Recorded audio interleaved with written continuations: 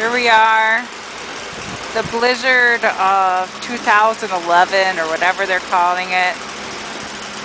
Very high snow drifts. We're gonna try and get the snowblower out. If you look at the snow on the roof. Her footprints.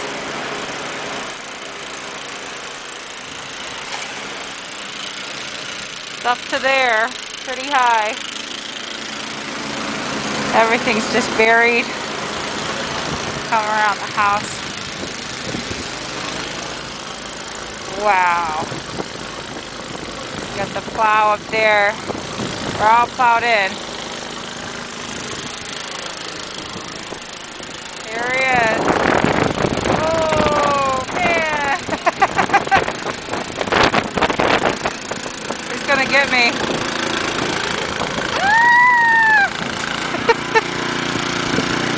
Good job. It's not fun, that's for sure. Look at that. Not even the deepest snowdrift. It's gonna take a while. All right.